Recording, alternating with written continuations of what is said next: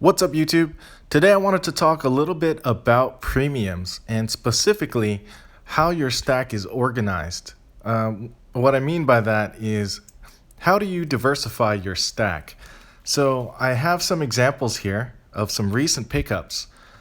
In particular, I have two 5-ounce bars from JM Bullion. I was able to get these for I think 40 cents over spot. They were 85 each at the time for 5 ounces. So in total, it's 10 ounces for roughly 160. And I included two generic bullion pieces, these Discovery Shark pieces, to kind of even it up so that it's equal to the same value as the 2016 10-ounce Kookaburra. I just picked this up off an eBay purchase, and it was also roughly the same price. So my question to you is, which do you think will perform the best in 6 months? What you see me opening up here is my bread and butter, or at least it used to be for a while. It's a 2012 MS70 Gold 1/10 ounce Panda. I always love these, and these you can really play with the premiums. And right now is actually a great time to be shopping for some 1/10 ounce Pandas if you know what you're looking for. That said, these all have roughly the same equivalent value or roughly purchased at the same price. So this is more of an experiment because I do get asked which one is the best one to buy. Well, if I had $200, this is all pretty much about $200. So for me, there's semi-numismatic bullion in the 10-ounce Kookaburra. You have the 1/10 ounce semi-numismatic gold, or more numismatic-ish, and the straight-up bullion.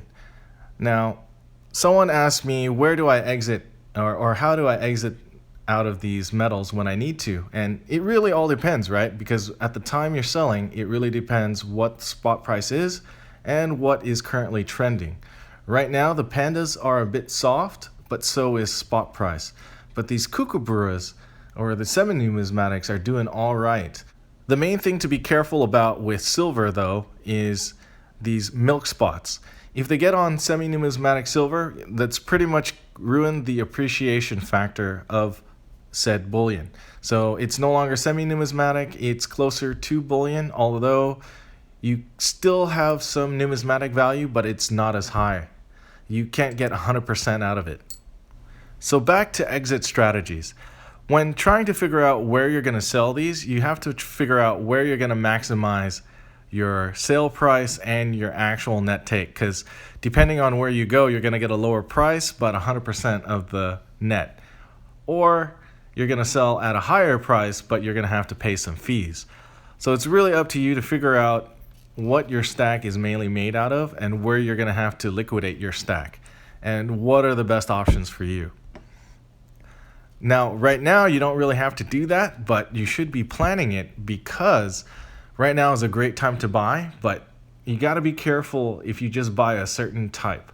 For instance, these two 2015 and 2016 Pandas are on sale were on sale for roughly $22 to $23 a piece, which is some of the lowest premium it's been all year.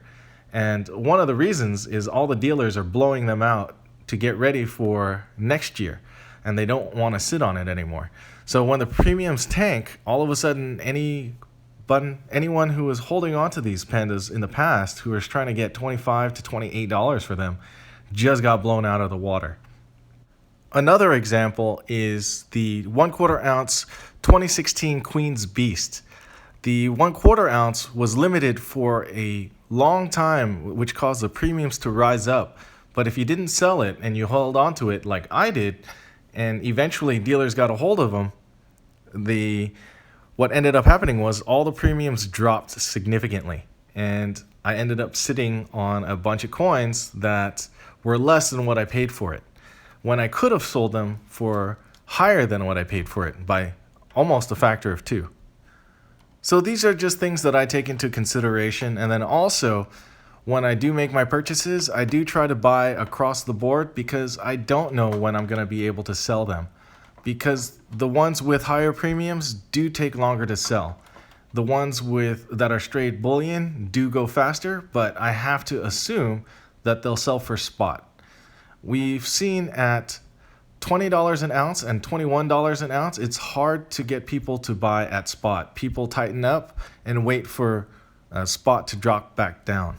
What I've seen when spot prices rise up is basically semi-numismatic and numismatics holding their premiums. Those become cheaper in essence as spot or bullion gets more expensive. The better dates and the more rare numismatic pieces still tend to appreciate, while the more common ones just stay the same and hold their premium.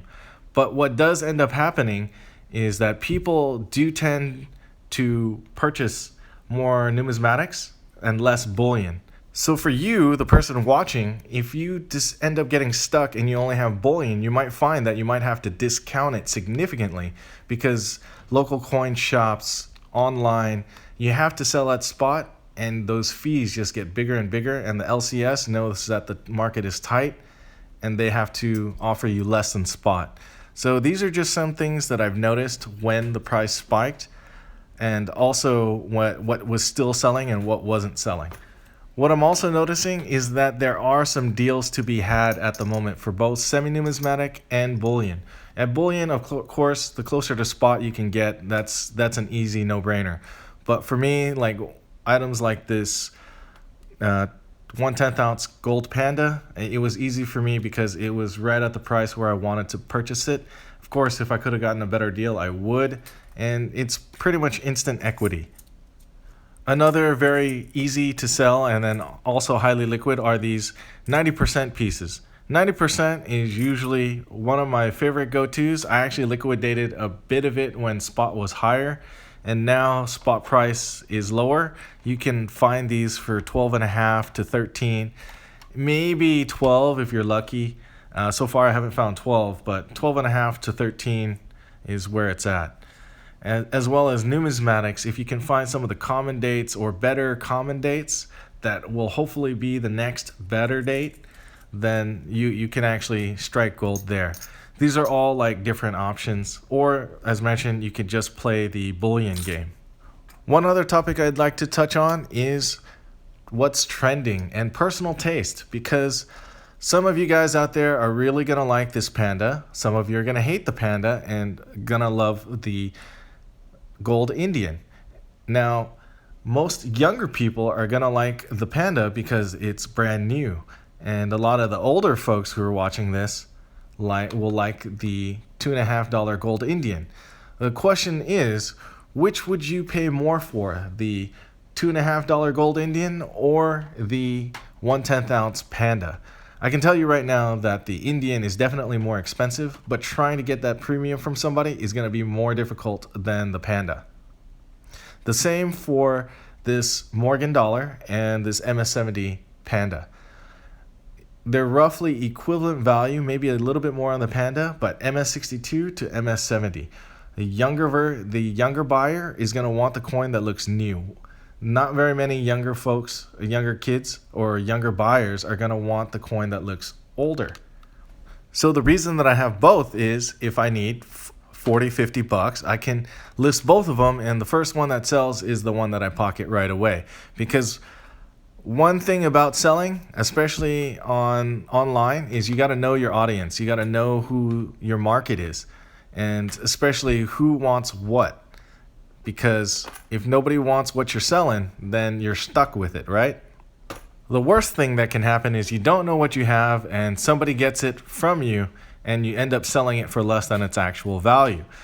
This is your typical scenario when you have younger buyers who come into a new inheritance of some coins or whatever, and they don't know exactly what they're getting, like this seated Liberty quarter or this large cent. They're obviously worth more than a quarter and a cent, but its actual value is difficult to know for most people. Even I don't even really know what these are worth. From my understanding, these would be worth 1 to 2 ounces of silver each. So in order to make it easy, I see guys like Hi-Ho Silver who's simplifying his stack, because having some very complex collections makes it harder for the person that you're passing it down to understand what they're getting. Especially the more complicated collector will probably be giving me a bit of crap because I'm not wearing gloves. But, sorry, it's my coin. I can do what I want with it.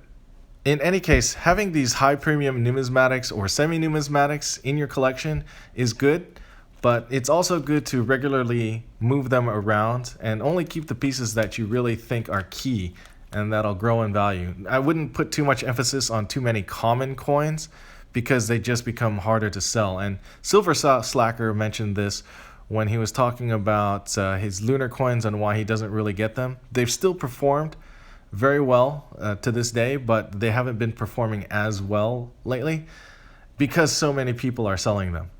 So hit that thumbs up button if you enjoyed the video. Go ahead and leave a comment and hit the subscribe button. And I hope to see you on the next video. Thanks for watching.